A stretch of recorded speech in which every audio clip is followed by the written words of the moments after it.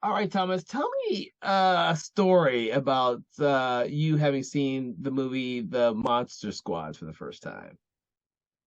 Well, I really can't remember exactly when it was, but I remember that it had to have been on HBO a million times in 88, 89, because that's right about, I think I was about 8 years old. I was born in 81, so I'm an elder millennial. Uh,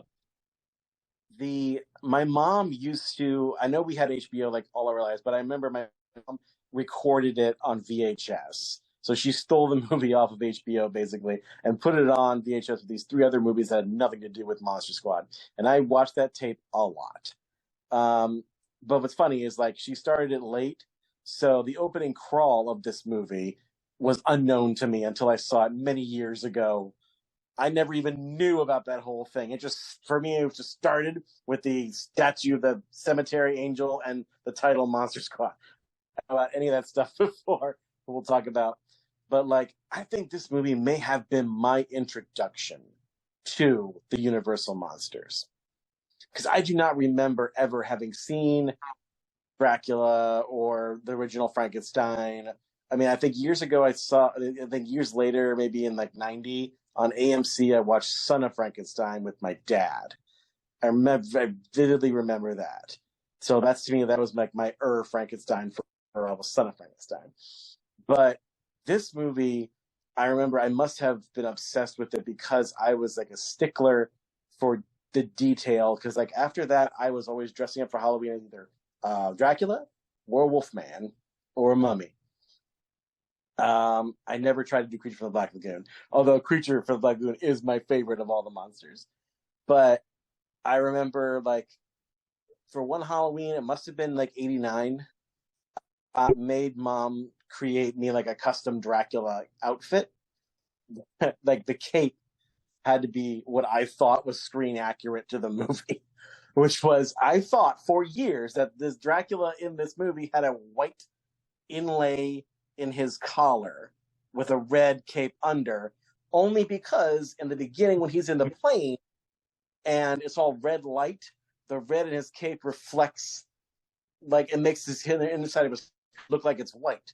And I thought that was the way it was supposed to be as a 9-year-old kid. So I insisted to my mom, who knew I was wrong but did it anyway. And I have those pictures of little me with my little, made up widow's peak, and that white collared Dracula cape. And years later, I tried to be. And then, interesting side note to that, my mom, God bless her, when I was trying to be a Wolfman one year, um, my mom tried to. I hope she doesn't hear this because she's probably going to hate me for saying this, but she tried to glue wolf fur to my body. In addition to the wolf mask that I had, she tried to glue it to my body, and she had this idea that if she just put the hot glue on the fur patch and let it cool just enough, it would be sticky but not burn me. It was sticky, but it did burn me. And I still have, you people at home can't see, but I still have these two little notches, these two little scars Uh, on my hand from those chemical burns that my mother inflicted on me from one Halloween because I wanted to be Wolfman so bad. and with that, I would like to welcome everyone to Conversations in Horror. My name is Kevin L. Powers, and I am the host of the show. But my special guest tonight is Thomas Tinnerello, and we have been talking about the amazing film, The Monster Squad. So, Thomas, tell us all a little bit about yourself before we get even more in depth with the film and you dressing up as all the Universal monsters. Oh man! So basically, I'm a screenwriter, novelist, podcaster, aspiring director, movie extra. You may or may not have seen me in such shows as Cobra Kai or Stranger Things. Um, I was man over Ralph Macchio's left shoulder in Cobra Kai season one during the tournament fighting scene. Then, so I've moved to Atlanta like maybe about 8 years, 9 years ago. and I've been trying to get a career in film ever since. But lately, like I said, I've become more of a novelist, writing a Christmas horror slasher novel right now. I tried to do the whole NaNoWriMo thing this month. I thought I'm going to write a novel the month of November, Mm. but I don't think it's going to happen for me unless like I suddenly get a bunch of free time from my other job, because I'm only about 4 chapters in, and we are halfway through November. It has flown by way too fast. I would like to add to that while you're talking about that, something that helped me with my novel actually is the 3-day novel competition. I don't know if you've ever heard of that, but I didn't do it this year because I was too busy on Labor Day weekend, but normally I do it every Labor Day weekend. And what it is it forces you to try and write a novel in 3 days, which means that you have to do nothing other than write your novel over the course of the Labor Day weekend and then edit it and then turn it in by Monday. Now, it seems impossible, but they do not expect you to have like a Stephen King 500-page novel in 3 days. What they expect you to have is some type of novella, a long form novella, and whoever writes the best novella for that year gets published, and you get all that little accolades to that. I've only actually finished my novel once out of the 4 times I've tried, but I've tried 4 times. It's extremely fun, and if you have the time to just dedicate that entire weekend to nothing but writing, and it gets you immersed in your story, and I mean, it's a phenomenal thing that I always tell any writer that if you have the chance to do it, go ahead and do it. It's once a year, Labor Day weekend. It's always Labor Day weekend. They never change. I've never heard of that. That's pretty cool. It kind of reminds me of the 8 Hour Film Festival. I think I did that twice when I was a kid. And Yeah, that's and oddly enough, that the novel thing that seems harder than making a film in 48 hours. I think when I did complete my book was just at 102 pages, which is the fastest I've ever written in my entire life. But I was cheating since I did have pictures in my book. That is Uh, but my other novel, which I did not finish, I got halfway through, was about 80 pages long. I got halfway through it because it's an adaptation of a screenplay I was writing, and I got through half the screenplay over the weekend. So I just need to do that again to finish up the whole fucking novel, and I'll be done with the novel. But enough about talking about us writing. We're both great writers. We've been in the Southern Shorts Southern Screenwriters Guild. I'm sorry, I'm getting it screwed up. It's been a long time.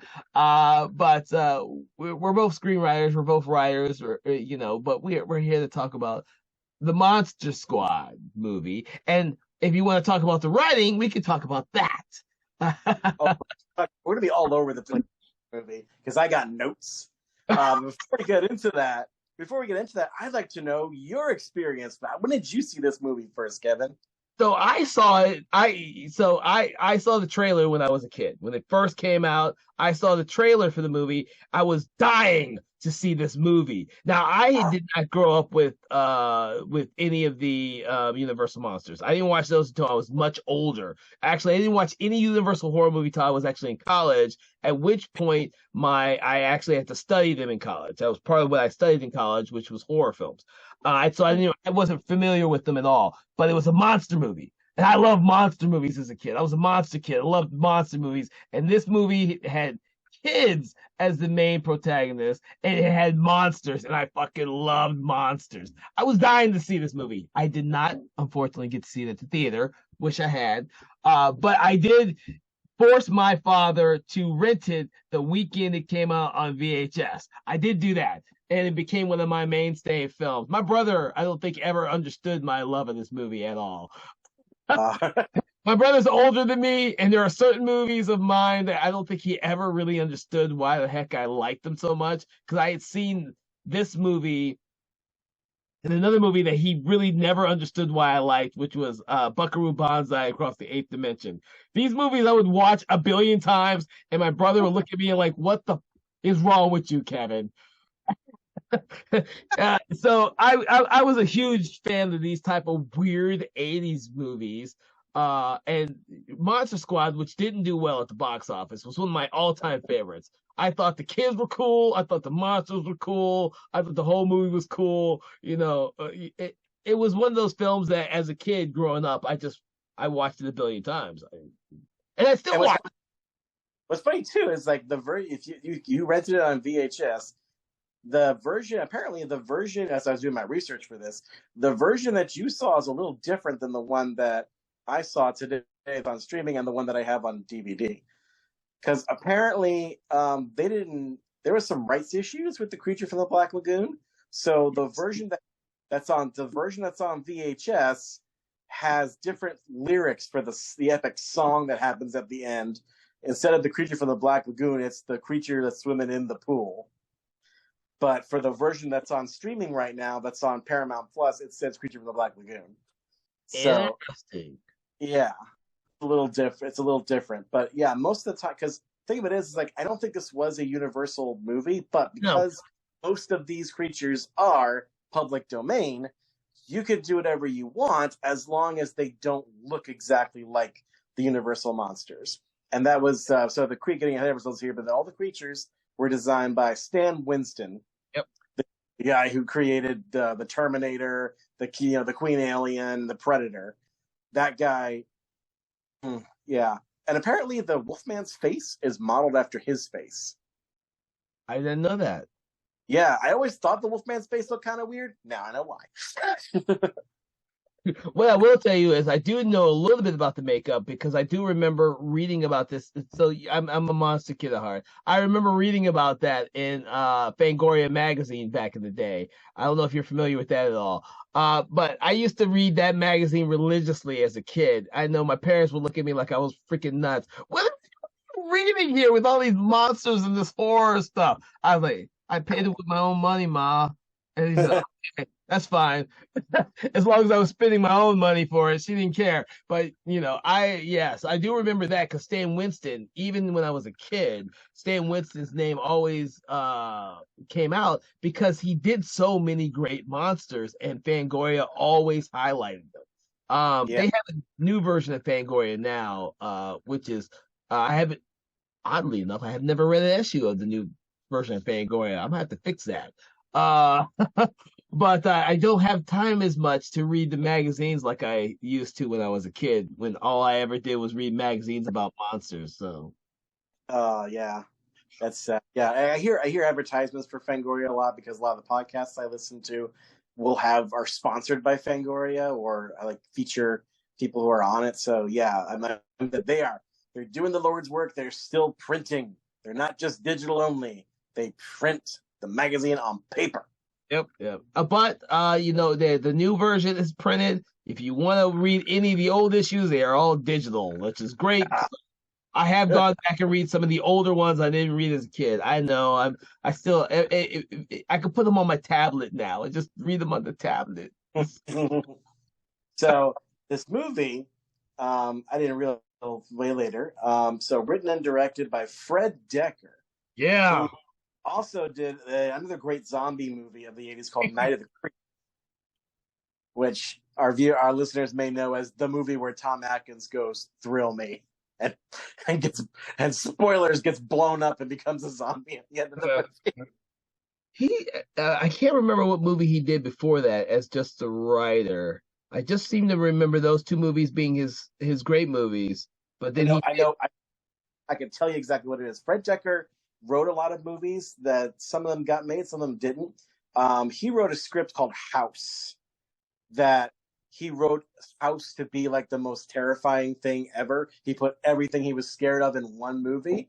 And the script got sold and made by Sean S. Cunningham, the guy who directed the first Friday the 13th, and turned into a comedy starring William Catt and the fat guy from Cheers, George Wendt. Yeah.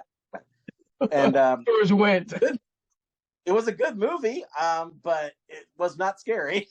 No, So it's Fred definitely not scary. It's definitely, but that's another fun movie. I think I have it on our list to watch one day. Not you. I don't think you're on signed up for that one. I absolutely love that movie, and I love Fred Dekker. It was a shame that I think the last film he did was RoboCop 3, which was oh yeah, well received, and he hasn't done any movies as a director since. It's very sad because he did two of yeah, the best ones. yeah. I think he passed away recently. I'm not sure. I have to look it up. But like I said, like as I was saying earlier, like I did not see the opening crawl that starts this movie that says that Van Helsing and his quote freedom fighters were fighting against Dracula, and I noticed that terminology. I'm like, this movie came out in '87. Were they make some kind of political statement? Like, was Dracula like being like dictator of Transylvania and like what? Like I never thought of them as freedom fighters. Like what are they? Like does that strike you as weird to me? Because that strikes me as weird. It only struck me as weird until I realized that he has. I think and I can't remember if he does in RoboCop 3, but he does it at the beginning of Night of the Creeps, where he explains what's going on before it goes into the actual film. Right. It seems really weird that he does that, but it adds a different layer to that entire beginning sequence to Monster Squad and Night of the Creeps. It was like we just jump straight into the story here. Yeah. Like, Although we would be remiss though if we didn't mention the other big creative influence in the script of this movie, which is Shane Black. oh yeah, yep. The guy who wrote Lethal Weapon also wrote this movie. He had to start somewhere, and to give him credit, Monster Squad is a buddy group ensemble film, and of course, Lethal Weapon's one of the greatest buddy cop movies ever made. Yeah. And he Yeah. did what the one with Russell Crowe and what's his face? Ryan Gosling. I think it's Ryan Gosling. The detective one, which I absolutely love too. I wish I could remember it because you just brought it up, and now you brought Shane Black, and I can't remember what the hell the movie is. I can Well, see Shane like wrote and directed Kiss Kiss Bang Bang with Robert Downey. which is also good. Yeah. And that other movie I think you're thinking of is The Nice Guys. The Nice Guys, that's it. Yes. He's so good at writing these buddy comedy movies or ensemble films like that. He was so good at that. I have no idea why he did RoboCop 3. I have no idea why that, and I have no idea why Shane thought he could revive the Predator franchise either, just because he was in Predator 1. That doesn't give you. I mean, we won't dwell on that. Getting back to the Monster Squad, though. But another thing that bugged me recently when I rewatched the movie on Paramount Plus is about the crawl. Is the great gag that I was cheated out of because my mom edited the movie terribly. Is that at the end it says, they tried to stop the forces of evil on that night, and they blew it. It literally says they blew it. And then after I watched that and then watched the scene, I'm like, so how did they blow it? Because like it's never made very clear exactly how they screw up.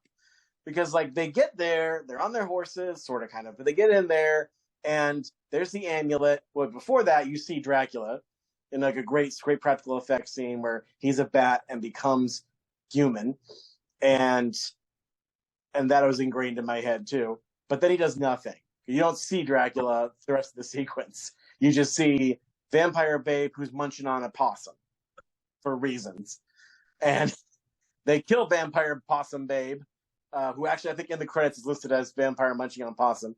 And, and then they have this little virgin girl talking. We'll get to that later because that's a whole thing.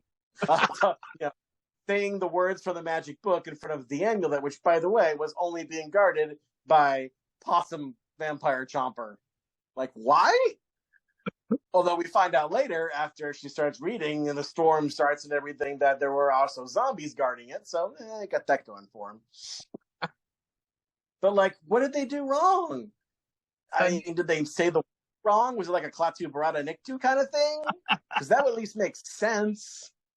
Well, they just banished Dracula, and of course Dracula comes back even But more. that's another thing. You never see him go into limbo in that movie. In the beginning of the movie, you only see the poor little virgin girl get sucked in, a couple of his guys, and Van Helsing gets sucked in. So like all the wrong people get sucked in. Dracula didn't even show up. So for all we know, Dracula's just been putzing around for about 150 years. Well, no, for 100 years, just doing whatever. I don't know. What's he been doing? They never explain it. It's They never.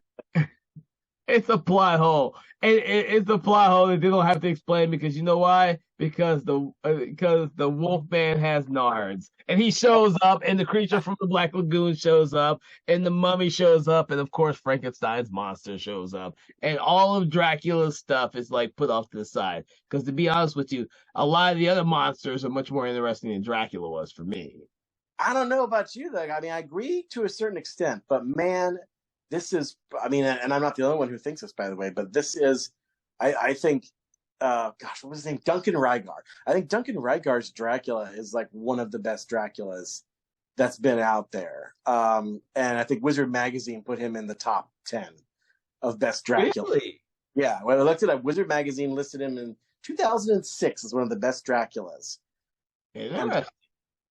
yeah, and you look at him. I saw, and on the DVD I have, there's like a few interviews with him. He's talking about his process, how he approached Dracula, as just like a regular like sociopath, except of course for the times when Shirley the director told him to go way over the top. Like when he finds the amulet, there's no one to stop us. If they just cut that part, he would have been just a perfect like Hannibal Lecter type bad guy the whole time. Uh, But we'll get into it. Quick fun fact: the armadillos in the castle. That's a homage to the Bela Lugosi because there were armadillos in the castle in the Bela Lugosi Dracula. really? Yeah, because of where they shot it, the armadillos just kind of crept into the studio. There are no armadillos in Judges of Transylvania. Just putting that out there, or possums. But they put them in the movie. They put them in this movie because homage. I could see that. I could see Fred Decker doing that without a doubt. I kind of wonder sometimes what audience he was going for when he did this movie because I don't recall there being any other movie like this in which I know he was probably trying to make a horror monster version of the Goonies, but Oh yeah, for to, sure. to be honest with you, there's no other movies like this at that Uh, time period, really. no, It, there isn't. This movie is really the end of an era yeah, because this is the last time, and it still hasn't happened. This is the last time that all, except for the Invisible Man, that all of the Universal horror monsters have been together in a live action movie. This is it. And there hasn't been one since. And unfortunately, because Dark Universe wasn't a thing and will never be a yeah. thing, it's not going to happen probably for a very long time. So it's not just that, but like you were right, they're like, who is this movie for? Uh, Probably came up a lot in studio notes and was probably part of the reason why it didn't do very well because it's way too hard for the PG rating it probably would have gotten if it were released a couple of years earlier. But this movie is hard PG-13. Yeah. I mean, that's just not. We're not even talking about the language. There's gore in this movie at the end when Wolfman. Going ahead, spoilers. When Wolfman gets exploded, Yes, exactly. you see his wolf guts. Camera pans slowly. There's wolf intestines and a wolf bloody stump. I was like, oh my gosh. I didn't think much. I didn't think anything of it as a kid because I just thought, oh, that's just what happened. Wolf blows up. So we'll get into. You're right because I don't think I got. I think it was a little bit over my head when I first saw it. The whole thing about the virgin sacrifice, and of course it gets revealed that the person that everyone thinks is a virgin obviously is no longer a virgin. And so stuff like that. You're right. I think a much more innocent. If you were to put this type of age group in a movie, it'd probably be watered down and made more PC by Disney. You know, I could, Or like I could see Netflix doing this as a series, filtering it through that Stranger Things kind of audience. well, Stranger Things isn't really for kids either. Oh no, not now. Especially that last season was very hard Yeah, PG I can sometimes. see. You know what? The first season, I could see that being closer. I mean, my wife doesn't watch Stranger Things because she thought it was got too scary and too dark for her. But I can see the Mm. first season, like you're saying, would be probably more for kids or younger audiences. But you know, Monster Squad in the '80s, that was like who are you making this movie for?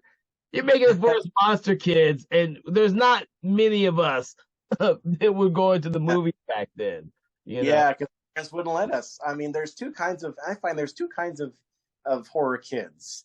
There is the monster kids, like you and me, and then there's the slasher kids. Hmm.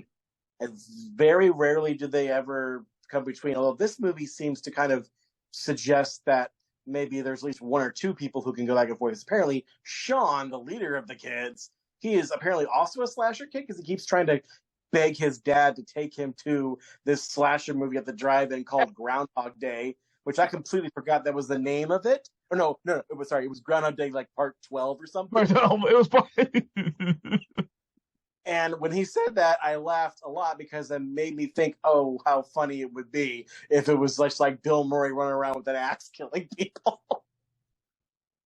yes. Oh my God, that was so funny. And you know, you when you mentioned it, you're probably right because I was a monster kid. My brother liked watching the slasher films, so I watched the Friday 13th and the Nightmare on Elm Street with him growing up. I learned to appreciate them later in life, but I was a huge monster kid. I fucking watched all the Godzilla movies, Ultraman. Dude, I grew up watching those type of movies, and my brother looks at me and like, what are you watching? And that's how he always was when I watched weird movies. I think the only one me and him ever agreed on was Big Trouble in Little China. I think that one is the one that he really loved and we both agreed on. But like Buckaroo Banzai, you're like, this movie is silly. This is weird. What the hell are you watching? Monster Squad, this is weird. What the hell are you watching? Yeah, I think I didn't think about it till now, but I agree with you there. In the '80s, there was there's the hardcore slasher, and then there's monster movies, and I think I never knew that they didn't cross. I kind of watched a little bit of everything, but I love my monster movies, dude. Yeah, Love. I think you get a little bit of bleed over sometimes with the zombie movies because of the gore factor. Because the gore stuff usually will attract the slasher people, and of course we like the zombies, so we go for the zombies. So that's probably why zombies were pretty big in the from this late '70s to even like the late '80s, Mhm.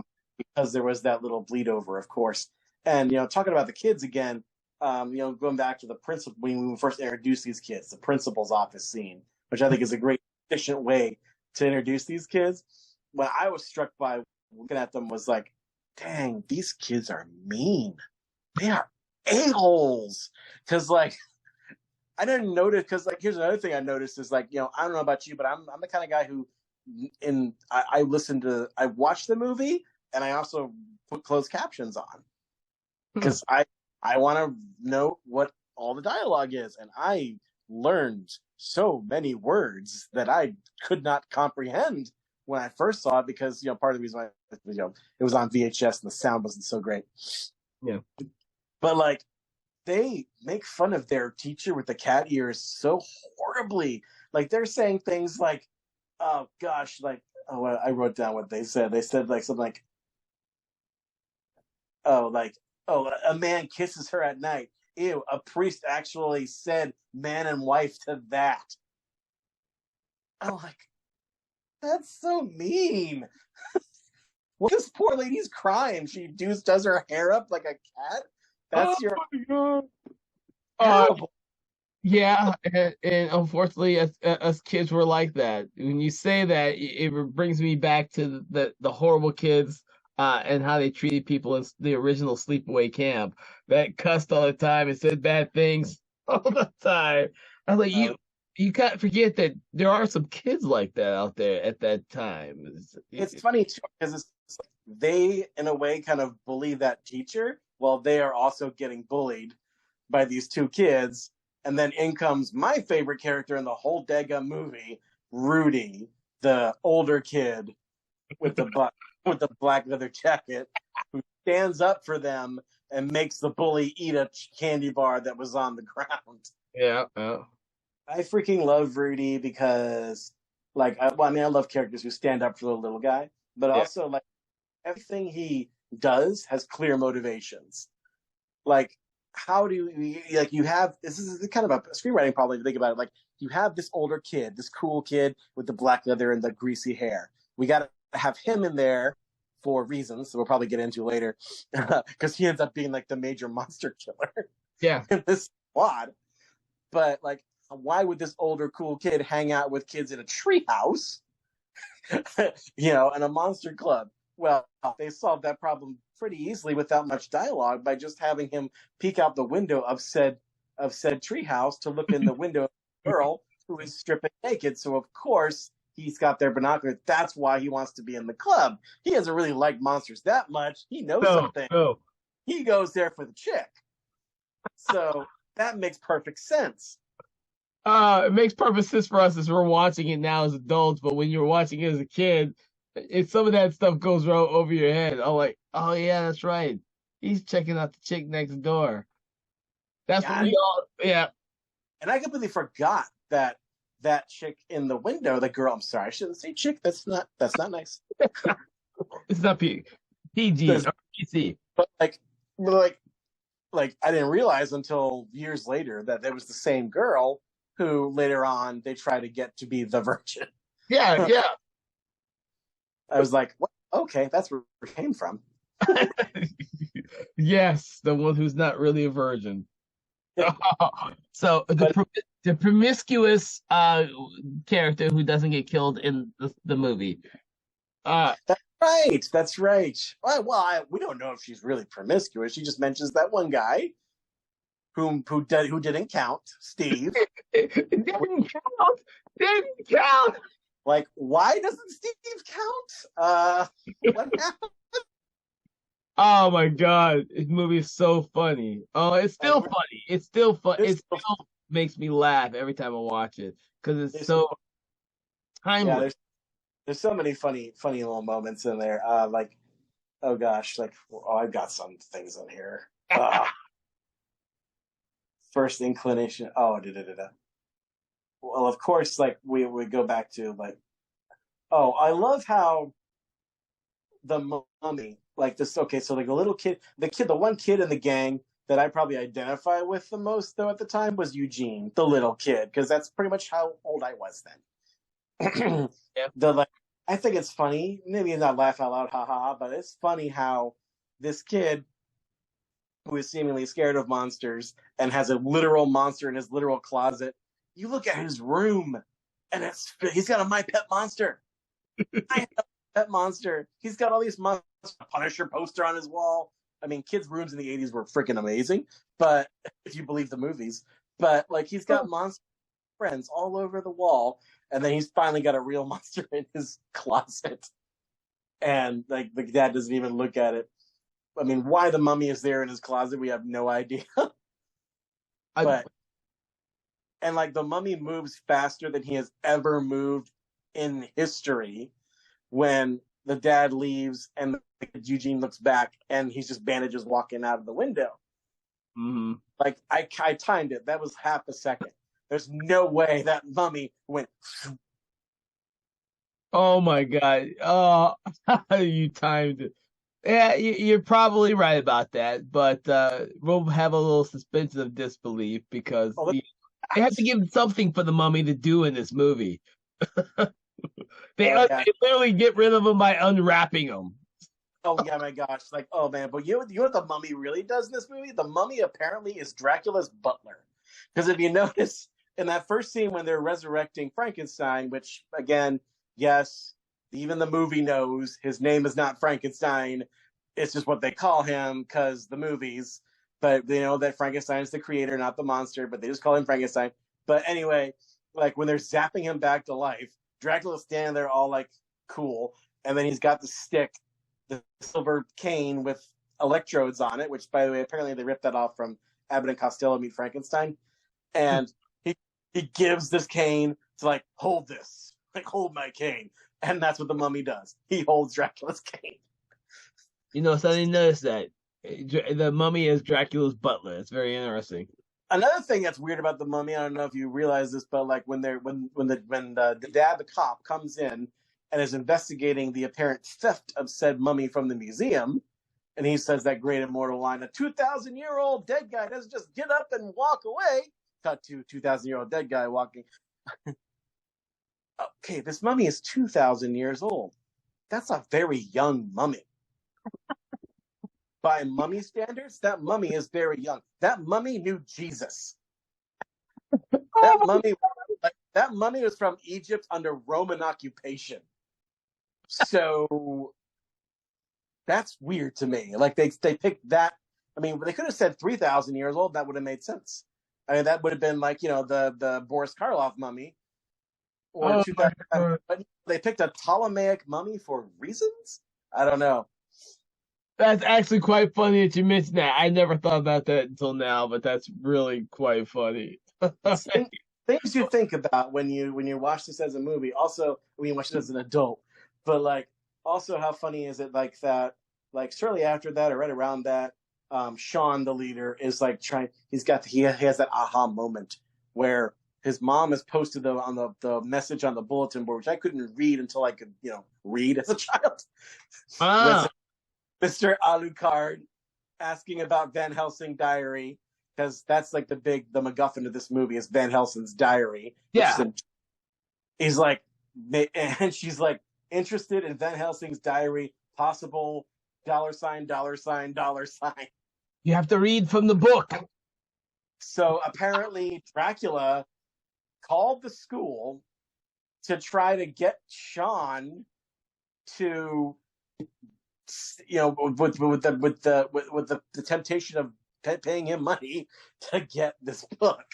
And of course, he has that brilliant deduction of just, making it backwards. And, Alucard is Dracula.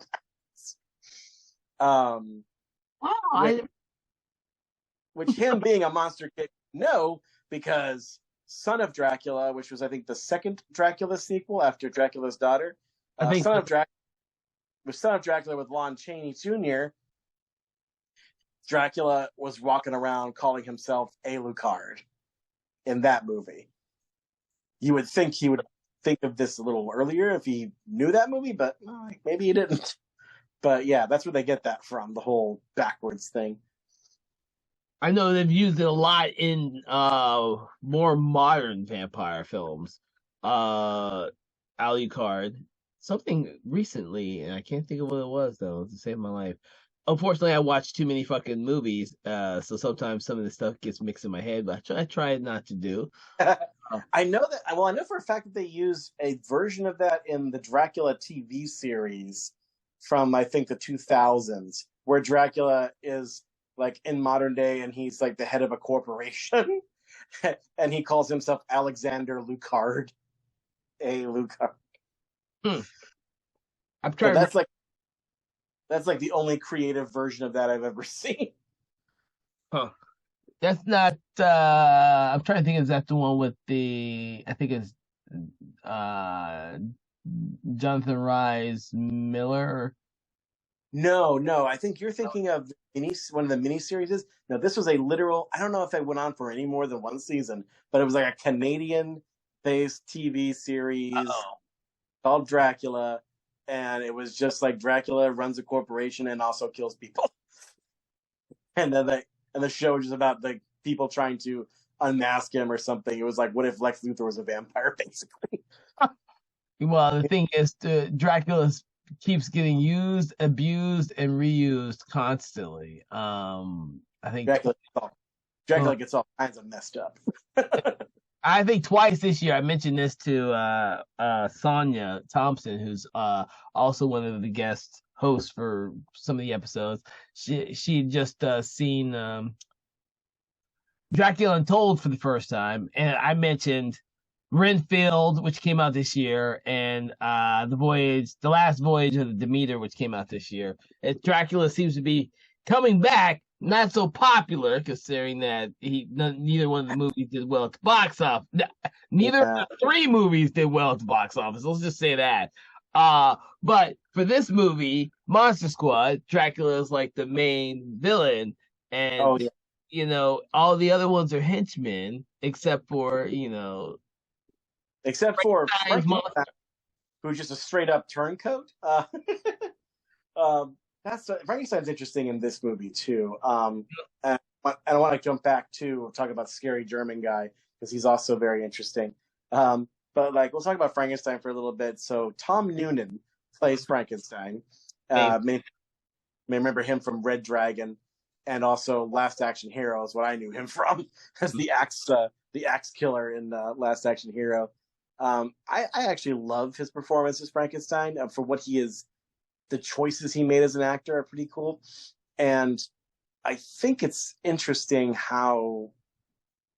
And I only got this take just from this viewing of it is like people think of if you're just looking at this movie like first gloss, you think that the Frankenstein monster is just like a simpleton kind of childlike creature that is used by poor Dracula. He's really a good guy inside. I beg to differ.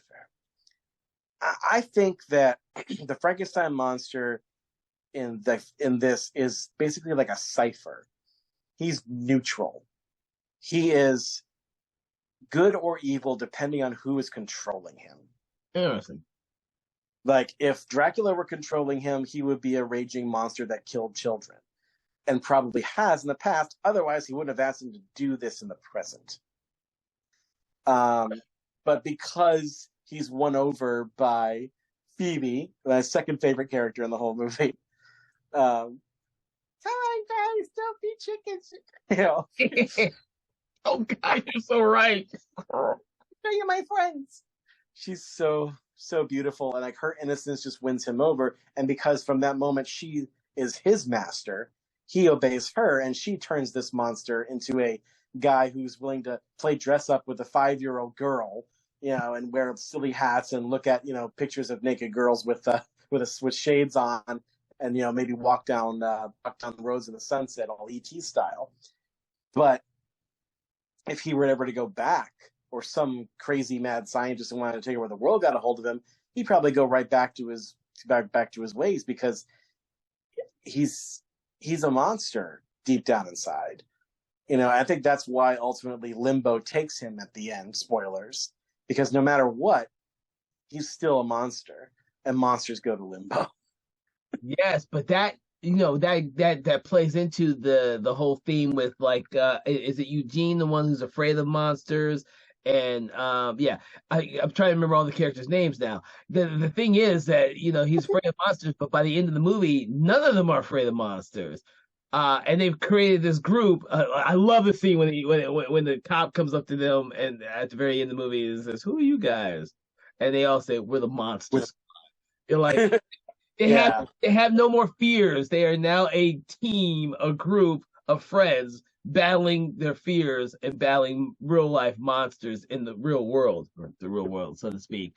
And that journey it's surprisingly something very similar to the journey of the characters in Goonies, who all the younger kids are banding together with the good kids in order to save their their family home and find this treasure and all that type of stuff. That's not important as much as it is for the fact that this is the last time all of these best friends are going to get together before they get split up.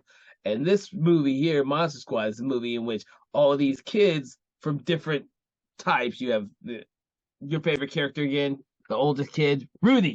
Rudy is the outsider who looks after them when there's the bullies around. But by the end of the movie, they could take care of themselves. I can't remember the bigger kid's name. Fat kid, otherwise known as Horace. Horace, when he has to show them off with the creature from the Black Lagoon. I love that scene. Freaking shotguns the creature in the chest. I love that scene. Turns around, And the kid's like, the bullies who bullied him before called him fat kid. And he's like, fat kid, good job. My name is Horace. I love that. And those things right there are some of the elements I think that makes the movie timeless and also makes it interesting for audiences to watch it repeatedly, as I have done. But the thing is, it wasn't like this easily throwaway movie with, just a bunch of monsters and some kids who get chased by monsters and stuff like that. These kids have their own, and this is probably part of the great writing that goes into this movie. These kids each have their own individual problems. One really does get bullied a lot. The other one has parental issues. And of course, you have the one who's afraid of monsters. But all their issues are collide when these monsters, all these different types of monsters, appear. And even the one who has, he has issues with his father, and his father by the end sees that his son isn't like he's a grown up. He's grown up. He's not like this little meek little kid by the end of the movie anymore. Oh, not just that. He gets to fight monsters with his son. Yeah. They literally like they shit, like he shoots Dracula and the kid like punches the werewolf and like stick of dynamite in the wolf's pants equals exploding werewolf. Oh man, that's twice we mentioned that. We will get back to it because there's so much implicate that whole exploding werewolf thing is part of what makes the writing in this movie really good, is that it answers questions you may have had in the back of your mind. Like, yeah, we all know, and they talk about this in the Rudy's questionnaire portion. Well, how do you kill a werewolf? There's two ways to kill a werewolf: silver bullet and what? Nope. There's only one way to kill a werewolf. So, but what happened if you use any other way to kill a werewolf other than silver bullet? This movie answers that question in the most awesome way possible. It does. And I was trying to think of any other movie that does something similar, but this is probably the only one I can think of that does it so damn well. You literally blow him to bits, and it doesn't matter. It wasn't a silver bullet, and his body reconstitutes itself. And you literally yeah, it was so good, so good. Oh my god. There isn't any other movie that does that, because every other movie just kind of fudges the werewolf myth a little bit. Mm-hmm. Like The Howling, I think, fudges it a little bit by having it where the full moon has nothing to do with them. They just turn into a werewolf whenever they want, which is also kind of an issue in this movie too, because the full moon is definitely a thing, but there's only one full moon a month, and this movie clearly only takes place over like 4 days. And there's only one full moon you see in the whole movie that turns him into a werewolf. Right after the awesome scene where he gets shot, lock me up, bang, bang, bang. By the way, this movie is edited amazingly. But the full moon turns him, a dead man, into a living wolf. But then why does he turn into a werewolf any other night when there's no full moon? I thought the reason was this: that next time you see him, he's tied up in the chair in Dracula's stronghold, which, by the way, is a Southern Confederate plantation. Interesting. Wow. Yeah. Which makes this movie a Southern movie. They have swamps. They have a plantation. The movie could be in Georgia for all we know. Oh my god, you're so right. You're so right. I always recognize the swamp, but I didn't think about the fact that the houses look like a fucking Southern plantation. Oh my god. It totally is. So he's tied up, and he's like, you see the sleeping pills, and Dracula's like, I regret the dosage, but it would be fatal by human standards. But then again, human standards don't apply to us, do they? So the implication is he is given pills to this guy to kill him as a human, because if you kill him as a human, he'll become a werewolf. So that's an interesting idea, that if you want a werewolf as a human to become a werewolf at will, just kill him, and he'll come back as a werewolf. Interesting.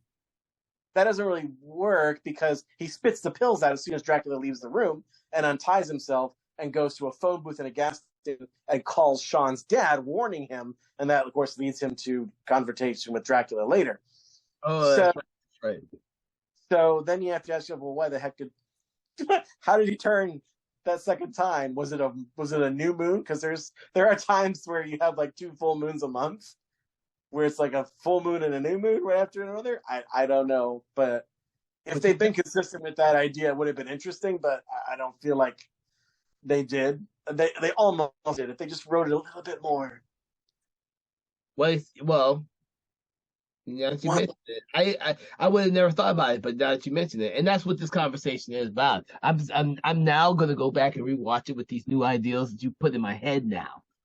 Oh, let me put in another one and this is going to bring us down to a little more serious. We were talking earlier about what makes a monster, and Mm-hmm. one of the things I love about this movie is how broad its definition of monster is, because you have the scene. So the kids take the diary, which is in German, to the only German guy they know, the scary German guy who lives down the street, and literally his name in the credits is Scary German Guy. He has no other name. And he's played by a fantastic character actor whose name I do not remember, but whose face has been in everything. Everything. And right after Scary German Guy is done, the exposition dump as he translates the diary, saying that every 100 years the amulet of pure concentrated good becomes vulnerable to the forces of evil. So but if you say this ritual by a virgin on that night, which they never say exactly what that night is, I like to imagine it's Halloween, but we never see anybody dressing up. So Costumes, no.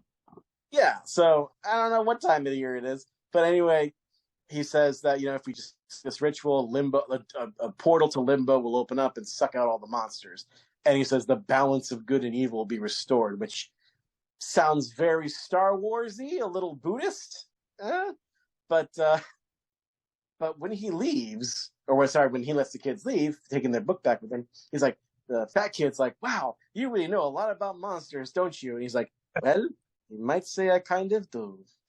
And as he closes the door, camera pans on him, and you see he's got an Auschwitz tattoo on his arm.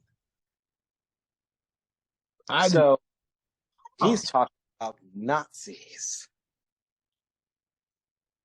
So this movie tells you, the viewer, if you are a parent and you tell your kids, like the principal does at the beginning of this movie, that there are no such thing as monsters, shame on you. Wow. Because there are. Never noticed that. Now when I rewatch it again, I'll have to take a look at that. That's very interesting. Yeah, that's the value of why it's important, why gateway horror is important. And this is a gateway horror movie. It definitely is. Is that it introduces kids to a medium in which they can confront their fears in a comfortable sort of way, but also it's a primer for them to kind of come into the world with a clear eye, because parents have to tell them that the world's a scary place. And these monsters are metaphors for the things that can kill you, the things that can hurt you. There's Dracula is the predator. Yeah. Wolfman is the guy who seems like he's nice, but when the moon is full and bright, he becomes a monster. Mummy is the thing in your closet, I guess. I don't know. Mummy's weird, but anyway, Creature from the Black Lagoon is the reason you don't swim anywhere where you can't see the bottom, because there might be a thing down there, you might drown.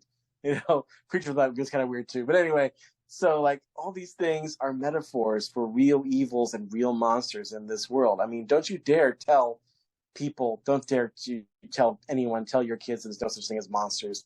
Because like the victims of Jeffrey Dahmer who survived will tell you, no, monsters are real. I met one, he tried to kill me. So yeah, that's one of the many reasons why I love monster movies, and that's why these monsters will never die.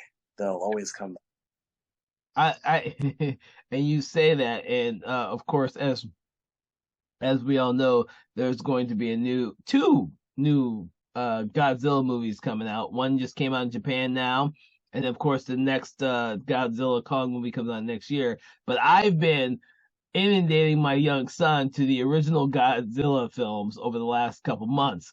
Uh, I'm changing him into a monster kid. I don't think he's ready for Monster Squad yet. He's Yeah. 5 years old. I think that might be a little bit much for him right now.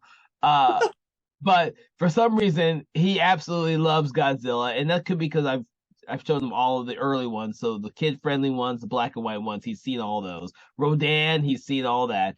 It could just be because I think that he's one of those kids now where he's 5 years old and he's going through knowing what monsters are and he's got fear of the dark and stuff like that. But the Godzilla movies have helped him. Just like when I was younger, Monster Squad probably didn't help me in the same way because I wasn't really afraid of the dark, but it did help me overcome things like the bullies as a monster. There was a bully in my school when I was growing up. Mm. It didn't help me overcome the bully. What it did help me is recognize what a bully was. Uh, Mm. I don't think I actually really, really knew what a bully was when I was that age when I originally saw the movie because I think it was 13, maybe 11, 12, 13, somewhere around there. I know it was teen. I can't remember. You were older than I was for sure. I think I probably When did this come out? 87, 88? 87. So 87, I was 7, 8, I was 11, 12. I was about 11, 12, somewhere around there. So, God, I grew up on this fucking movie. Oh my God. I was 12 years old when I saw this movie for the first time. You were at just that sweet spot. And I agree with you. My son's a little too he's not ready for it either. He's 11 though. But he's very sensitive. I've been trying to get him into Godzilla. He didn't quite have it. I've been trying to get him into the monsters. He had a very interesting reaction to Frankenstein. I'll tell you real quick. The original Frankenstein. I tried to show him just a clip of the original Frankenstein. And I was talking to him about, I don't know how we got into this, but I was talking to him about monsters. And I think I talked about, I was trying to tell him, now I remember what it was. Brain Pop mentioned Mary Shelley's Frankenstein, the app that teaches kids about stuff.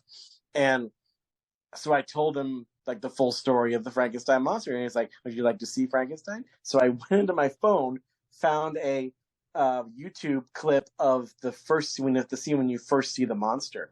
Now, this scene is fairly legendary because it was seen as one of the scariest moments in the movie, but it's weird looking at it today because all it is Frankenstein opens the door and the monster walks backwards and then slowly turns around. And you see him in medium shot and all of a sudden jump cut close to his face like this. And people nowadays watch that and think, how could they think that was scary? Oh my gosh, that's just awkward. Go ahead. I showed that to my son, when he was I think 9, my 9-year-old autistic son, and he saw that and he gasped at the jump cut. He went, and so I thought, oh, that's what the audiences in 1931 were like. They were like little children.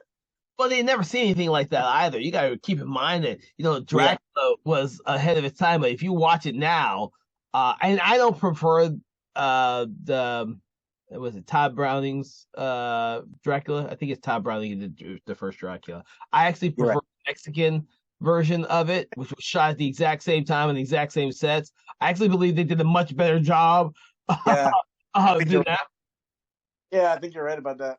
But Frankenstein and Bride of Frankenstein are two of my all-time favorite classic movies. And so is The Mummy, because I'm a huge Mummy fan too. No one ever does The Mummy justice in my opinion, except for those early ones. Even this movie, because it's The Mummy. So The Mummy in this one, I don't know how it happened, but the original Mummy in Boris Karloff's Mummy is more like the Mummy in the Brendan Fraser version, where he's a calculating wizard type guy. Mm-hmm. He has dialogue, but ever since that movie, all of the Mummy sequels, The Mummy's Hand, The Mummy's Ghost, all that, those do a different mummy named Karis. and he's kind of the lumbering Frankenstein with bandages, basically, except he's got a broken arm and limps. Yeah. That's, I think, where we get the stereotypical view of the mummy, and that is pretty much what we see here, except much more skeletal. Yeah, I was And about to say that. it must be like I think they had a female stunt woman inside that suit, because usually women, because if you're gonna have somebody play a emaciated skeletal thing, you get a very small female stunt woman because they'll look more like negative space. They did that on Army of Darkness as well. So, yeah. So watching it again, I'm like, oh, maybe the mummy is a woman. I didn't even think about that. But yeah, of course, this movie is a classic way of destroying the mummy, which was just take a little piece of the slack, put it on a bow and arrow, throw the arrow to a tree when you're in a car, and unwraps so there's just dust and a skull. Yeah, that was probably the most original way to dispatch a mummy that I've ever seen. And then he never shows back up in the rest of the movie. Nope, he's just gone. I mean, like, it's funny because, like, in those Universal mummy movies, the sequels, the Karras mummy is practically indestructible. Yeah. Like, gets shot, stabbed, burned, electrocuted, crushed by a temple. He gets blown up, and then he's fine next movie. I mean, like, almost all these Universal monsters are nigh indestructible, except for, like, the Invisible Man, who's just a guy. And, of course, Phantom of the Opera is also just a guy. That's right. That's right. But they all are, like, nigh indestructible, especially, like, the Frankenstein monster. The Frankenstein monster is life from death. So he is indestructible. You cannot kill Frankenstein. The only way I think you could kill the Frankenstein monster is if he is, like, you have to have fire, which is one thing they didn't touch on in this movie I thought was interesting, is, like, they never do the whole fire bad thing. Yeah. That was a missed opportunity. But they had so many characters, and with you. Yeah, you're right. To be honest with you, the mummy's not exactly the most interesting character monster. They had a lot more leeway, and we don't know what was left of the cutting room floor, but they got a lot out of the Wolfman, and Wolfman got a great. Yeah, I think so. And, like, Wolfman having nards. That's a question nobody thought to answer, but this movie answered it. Kick a werewolf in the nards, which one thing of course, so let's go back to that scene, because, like, I always thought it's a little awkward that the Wolfman just kind of stands there while they're debating about whether they should kick him in the nards. Like, if it's really were a werewolf, they would just be dead right there and then. But, so my headcanon for why it takes half a second, he's just like, is that he's still a guy underneath, and maybe the guy is wrestling for control of the werewolf. He's, like, stopping him a little bit. It's just long enough for a fat kid to kick him in the balls. And don't get me wrong, but isn't this the movie where the actor gets shot with a silver bullet, or the werewolf gets shot with a silver bullet? It turns back into the original guy, and he says, "Thank you," right? It totally is. I mean, that actually happens pretty much across the board, no matter what werewolf mythos they're doing. Yeah, even in American Werewolf in London, they did this. Every time the werewolf gets killed, he instantly comes back to being a human. So, like, even in American Werewolf in London, where they use regular old bullets to kill him, boom, he's back to being naked David again. But yeah, like, that little scene where he's like, "Thank you," keels over. Like, that goes into, I think, what's going through Rudy's head when he's like, because Rudy kills that monster. He kills Wolfman. He kills the 3 brides of Dracula. Well, not brides, but the 3 kidnapped vampire girls. He stakes them right through the heart.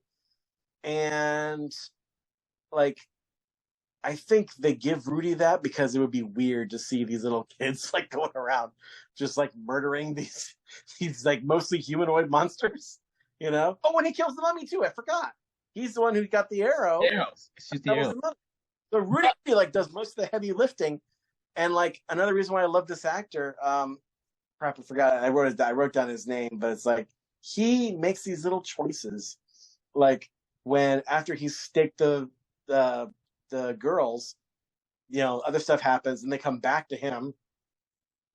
And this is in the middle of the street as the climax of the movie, as they're trying to say the incantation to open limbo. He makes this little, like, he's staked these girls, and he's just sitting there, looking at their dead bodies like what have I done? Like a PTSD soldier or something. And I just thought, oh, that's such a neat little choice. Because like not every actor would do that. Not every actor would think to do that, but he did. And I thought, oh, good on you, Ryan. Gosh, what was his name?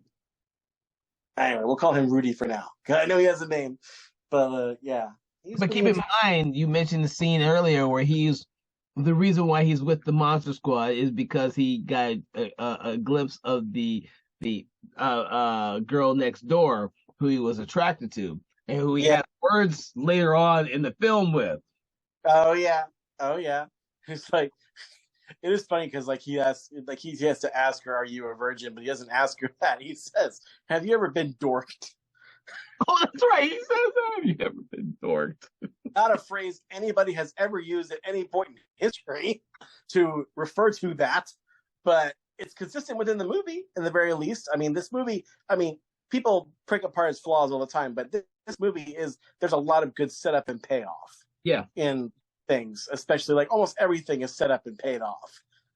But like this is a setup and payoff too, because Wolf, earlier the kids refer to not just the Wolfman having nards, but the Wolfman having to wear clothes, especially pants, because otherwise you see his wolf dork.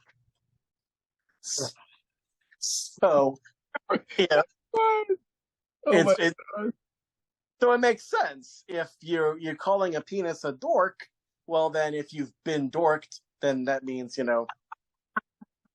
penetrated by a dork. Oh my God. Makes sense.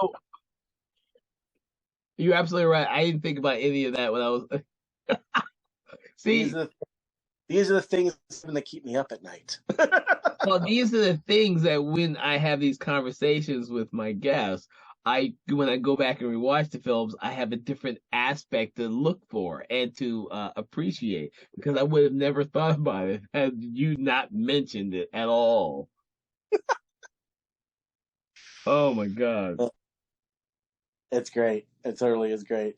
So, oh gosh, and another question that people always like, I wonder, like the whole garlic thing, like fat kid gets to burn Dracula's face with pizza, and like, oh, that makes perfect sense. I never yeah, that would work. Think about. Although that does make sense. What doesn't make sense though is that the second before that happens is Sean's got the amulet as they get it out of his southern fortress, Hmm. and and all of a sudden, bam! Dracula comes up in a jump scare. Give it to me! Give it to me! I'm like, wait, why don't you just take it? So I guess there's a Oh thing that yeah. they never address, which is apparently Dracula can't just take the amulet; someone has to give it to him. Huh. And it's not just and it's not just that scene. It's later on when the kids have got the amulet and they're like, we got to get to somewhere where we can, where we can do the incantations. Like, and the German guy goes, there's an old church in the town square. Great, monsters hate religious stuff. Let's go there. And they go, and they're doing the thing. The monsters come. They kill the monsters one by one, two by two, three by three, and when Dracula, comes back from getting shot and getting thrown out of the building, he does this great, Aaron Sorkin has the walk and talk, but Dracula has the walk and kill. he goes and he just walks. He's got electricity around him for reasons, and every cop, the sheriffs all come and stop him, and it's just first cop in the face, second cop break his neck, third cop twist his arm, he's down, fourth cop crushing his head, fifth cop does something else to him. I mean, it's PG-13, so you never see him rip someone's heart out or anything, but he doesn't stop walking. They just walk and kill. And then he gets to poor Phoebe and lifts her up by the chin and can't take the amulet. He demands, give it to me, you bitch. And does his vamp thing. But he can't take it for reasons. And the only thing I could think of to justify it is the whole vampires can't enter your home because you have to invite them in. And the amulet's supposed to be like pure concentrated good, so maybe he can't touch it because of that. I don't know. It's a weird, yeah, it's a weird thing I never thought of before. Another thing about that scene I didn't think of until watching it is like, he's doing the walk and kill, coming up to poor Phoebe, and zaps scary German guy, which I didn't know Dracula had that power, but okay. And Sean is stopping his father from saving Phoebe. He's like, "No, Dad, don't." And I'm like, "Why would you stop him?" And then I realized, oh, wait a minute. Number one, Sean has just seen Dracula murder 16 cops with his bare hands, not stopping to even walk. Which, by the way, if I ever make a movie, I want to have a scene where a character does the walk and kill, because that's awesome. But Frankenstein comes up, says "bogus," and punches Dracula onto a cross and impales him. So I think the real reason why Sean kept his dad from doing it, because A, he didn't want his dad to get killed. B, we know how slow Frankenstein is. Sean clearly saw Frankenstein walking up to him a mile away. And he's basically like, "It's okay, Dad, Frankenstein's got this."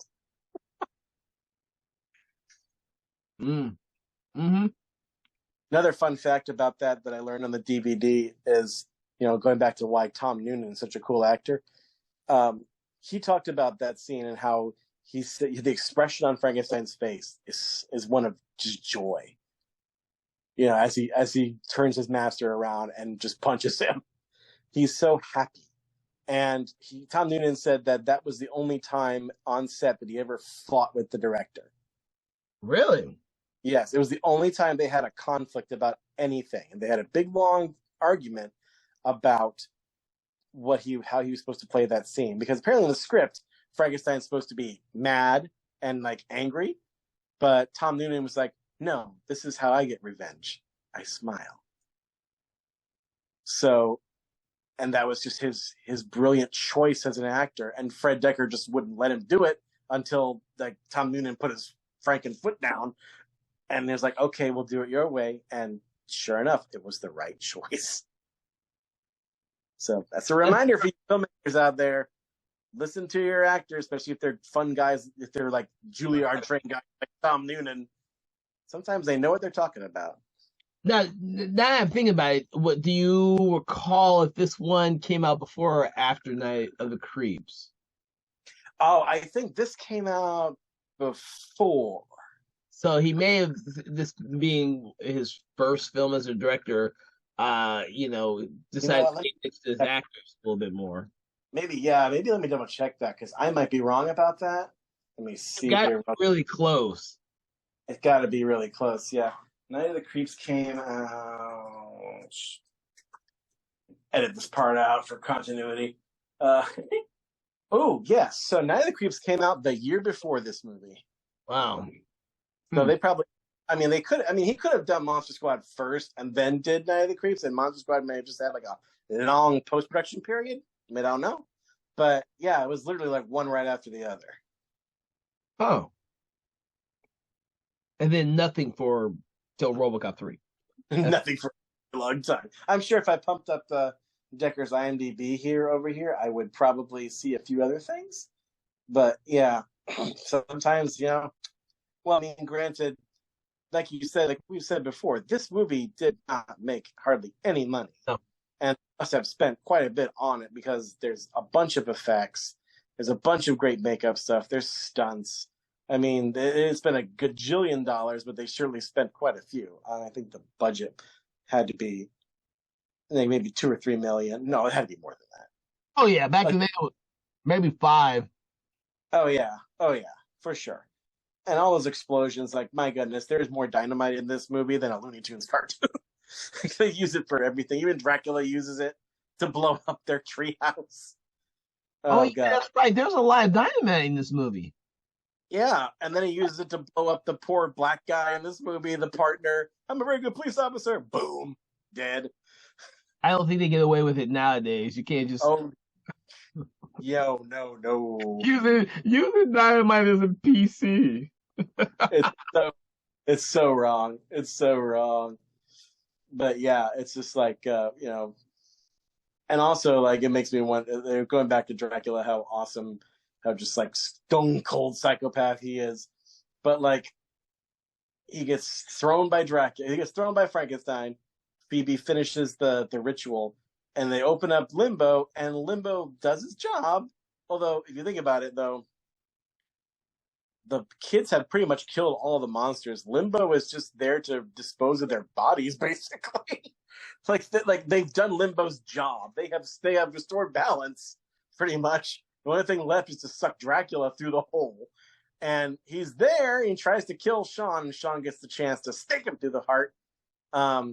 Which, to me, like, the only reason that makes any sense is the fact that Dracula at this point has been, like, impaled on a cross. So he's not functioning at peak efficiency anymore. But then we get that beautiful little moment where Van Helsing comes back and gives him the thumbs up. Yeah. As I say, he grabs Dracula, drags him into the portal, gives him the thumbs up. Yeah, and weirdly, it's like, Limbo's supposed to restore the balance of good and evil and suck the monsters out, but it seems to me like Limbo is just taking like random stuff. Like, why did the truck have to get thrown in there? Was the truck evil?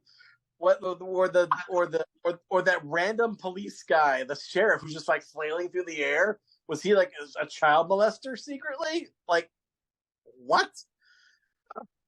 You have to bring logic into it. You are absolutely right. Why the heck are they going out into Limbo? Limbo has a purpose, and Limbo just decides it wants to suck everything in, whether it's good or evil.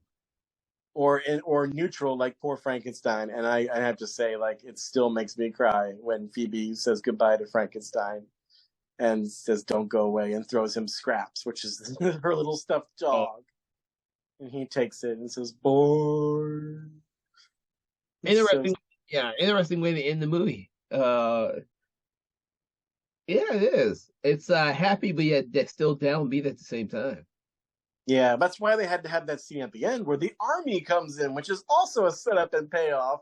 We didn't even talk about the fact that there was a montage in this movie where they're getting ready to go to war. Like, Rudy gets steaks and makes silver bullets. He does most of the work, actually, in this movie, now that I think about it. But he does. One of the kids whose name I cannot remember, Sean's friend, makes the business cards that say Monster Squad on it. But little Eugene, what does he do? He takes crayon and paper and writes, "Army guys, come, there's monsters," signed Eugene. Which we thought, okay, he's a kid, but we had no idea that this letter actually got to the National Guard, and they actually mobilized and came in the middle of the town square with a tank. Yeah, it looks cool though. And it does freaking look cool. That was probably like $500,000 that one day for that freaking tank. And then the general of the National Guard comes in and he's like, "All right, kid, where are the monsters?" Where are the monsters? And he's still got the envelope in his pocket too. I just noticed that. And so like they're like, "You're too late. We got him." "And who are you?" "We're the Monster Squad. Here's our card." And then the awesome music starts playing over the credits. Awesome. Yeah, like with lyrics I totally misread for years. Oh, I did that all the time. I did that all the time. Oh yeah. I had no idea like there were such great like gems of lyrical poetry in this movie. Like, "From the mouth of babes comes dynamite. The Monster Squad gonna groove tonight." Oh my god. We're the Monster Squad. Oh my god. I don't think I've ever actually paid attention to the lyrics as well, but I do know that when I originally saw the movie, I was one of those kids who actually kept singing the song whether I got the words right or not, the lyrics right or not. I used to sing that song all the time to myself, thinking I was cool. I saw this movie called Monster Squad. Oh my god. It's so funny. Like I wrote them all down because like literally as the credits were rolling and they came up, I paused it, wrote it all down. Oh, did you really? I got them all right here. I mean, I know we don't have time to go through all of it, but some of the highlights include things like first came Dracula, Wolfman 2, The Mummy and the Creature from the Black Lagoon, which is only on versions that was not on the VHS version. We need wooden stakes. Normal stuff won't stop because they live on hate. Like, Never thought of monsters living on hate. That's interesting. It's very philosophical when you think about it. Someone's got to write these lyrics. Someone's got I to know, record the song. I know, right? What's funny too about this song is how, like, first of all, I think we both agree that we yearn for the day back in the day when movies had theme songs Yeah, yeah. in them. I mean, even stupid movies like this one. I mean, I say that affectionately, of course, but like, you look at the credits. Who's the band that sings the song? They're called the Monster Squad. And you know it's just a bunch of session musicians they paid for the day. This is not a real band. They did it so they don't have to. The company doesn't have to pay royalties. They own the Monster Squad band. They make Yes. anything else, they would have to pay royalties. Anything else, right? I mean, no, sometimes you will get things like it's a fake band, but it's actually someone associated with the movie. Like, sometimes like in John Carpenter films, like in Big Trouble in Little China, the Coupe de Villes that sing the song at the end. The Coupe de Villes is not a real band. That's just John Carpenter. And it's just him singing the song. Yeah. Which I didn't know. I was like, whoa, that's cool. I didn't know he could sing. Mm-hmm. Another fun facts about this movie: filmed in the same studio with Gone with the Wind, Rocky, and Beetlejuice, Culver Studios, California. Oh, interesting. Yeah. Also, another fun thing is like, oh, here we go. Zoom out a little bit. Now I can see all my notes. I could earlier I couldn't remember the name of the actor playing Rudy. His name is Ryan Lambert. He is now an ordained minister, and he officiated the wedding of Frank Stallone. Are you serious? I'm dead serious. I mean, it's IMDb. They must be right. Yeah, they did their research on this. Another thing that IMDb says is true is that apparently Liam Neeson was supposed to be in this movie.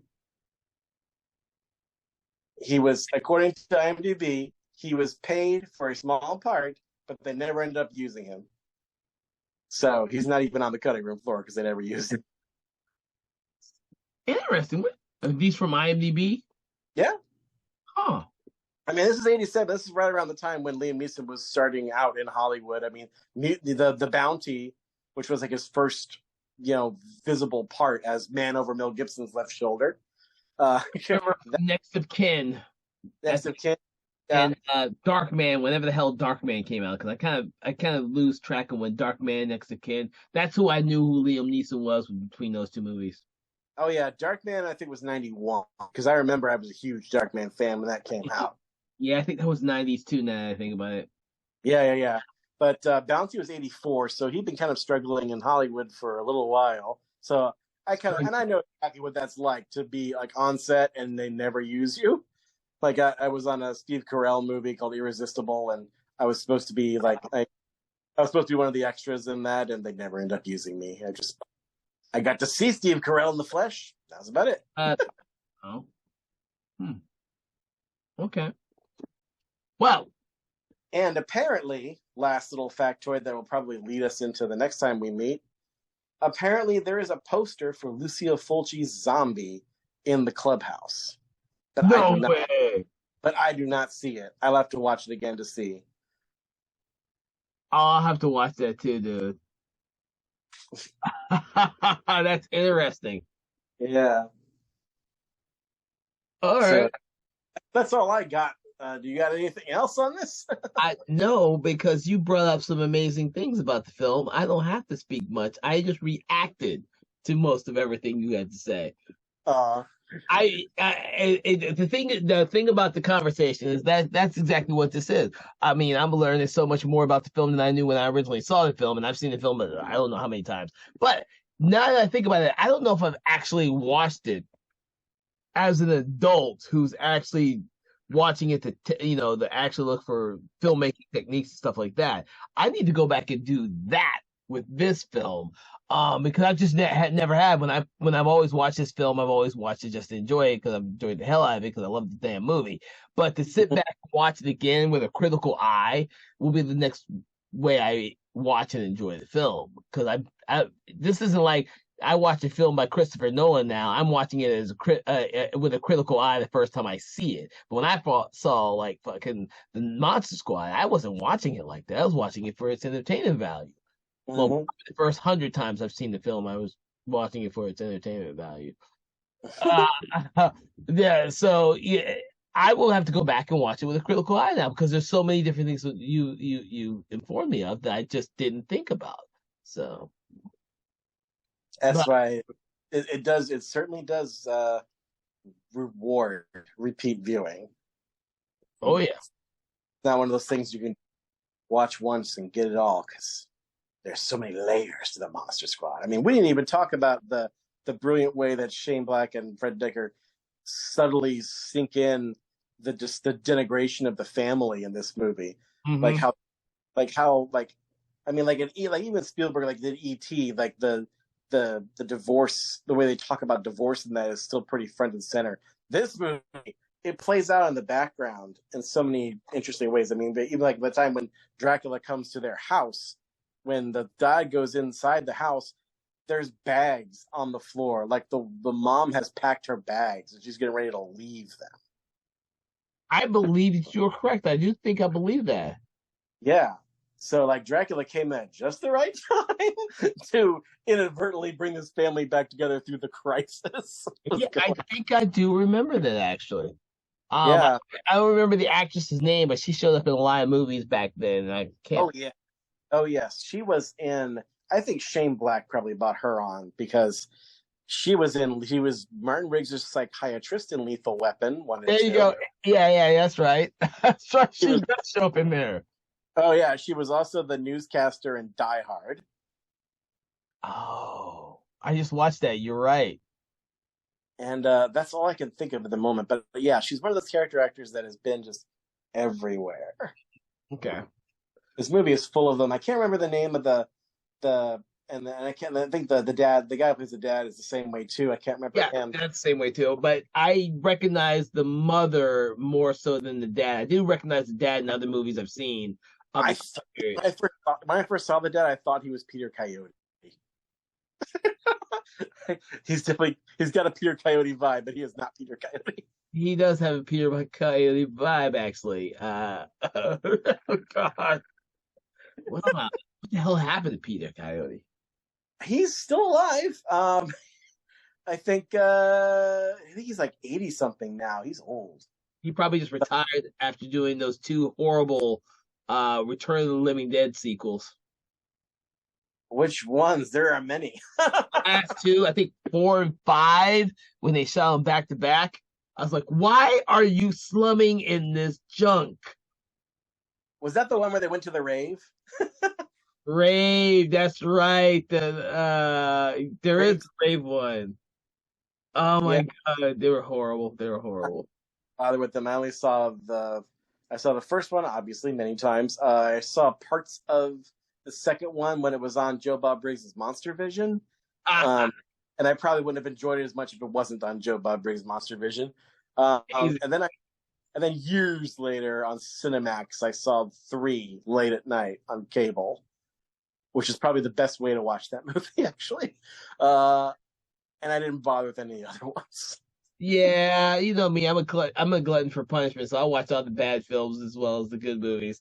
And pretty soon I'll be able to reveal my next little foray into crazy film screenings, which is really watching really bad movies. So, Yeah.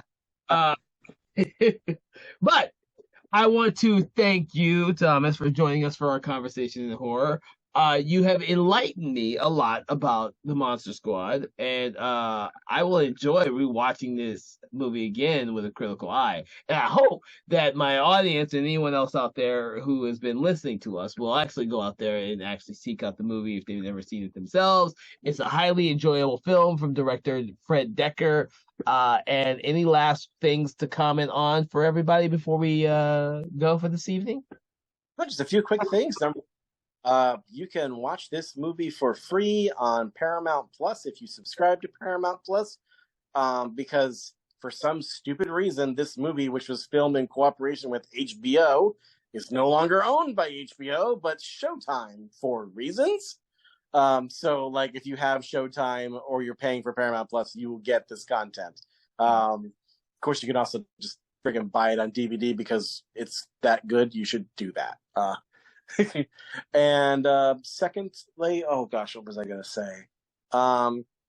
If all these kind of movie discussion podcasts will rate a movie and create their own like rating system. I don't know if you want to do that, but if you were to decide to do that, I would do a thing where like each movie we take a thing from the movie and make that our barometer.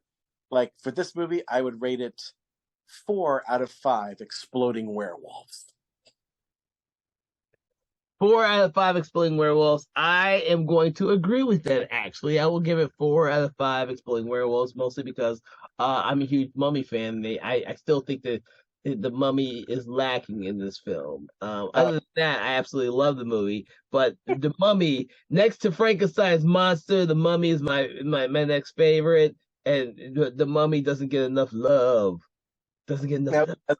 You know what? And you know what? Real quick, you know what they've never done, or they kind of sort of tried to do it with The Awakening with Charlton Heston and a couple other things. Is like they've never done a movie where it's not necessarily about the mummy coming to life and killing people. It's like they never done about the curse of the mummy. Like they never done a thing where it's like people unearth the mummy and then there's a curse and everyone dies in like Final Destination type ways because of the curse. Yeah. Or has like weird nightmares where the mummy attacks them, which is what really happened to people who unearthed like the tomb of Pharaoh Akhenaten because of the curse on his tomb, supposedly.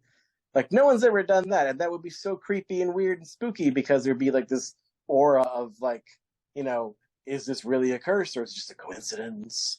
Or are you just having crazy nightmares, or is there really an evil that's trying to get you? I love my Mummy movies. There's some good ones out there, and so yeah. 4 out of 5. 4 out of 5 exploding werewolves. That's actually a great idea. I might steal that and do that from now on. Thank you so much. I mean, part of the fun of that is like telling your guests to think of the objects to make. It could be different for each thing. Maybe for zombie it'll be like something like I don't know, punctured eyeballs, because Fulci's all about puncturing eyeballs. I wish I watched way too often as a kid, but we will say that for another episode, obviously, because I love Zombie. Zombie's one of my favorite zombie movies. We'll discuss that later, but I want to thank you again for joining us for this episode, and all the audience. I hope you enjoyed listening to us rant and rave about the movie, and you will hopefully check it out. And don't forget to check out some of our other episodes, and we hope to see you really soon. Good evening. Conversations in Horror is a Broken Lighthouse Pictures production, produced by Kevin L. Powers, executive produced by Kelly A. Inoka, and originally filmed via Zoom technology. Conversations in Horror is hosted by Kevin L. Powers and co-hosted by various horror film lovers and filmmakers. To learn more about Mr. Powers, please make sure to check out his Patreon page and other social media platforms. Conversations in Horror is copyright 2024 Broken Lighthouse Pictures production.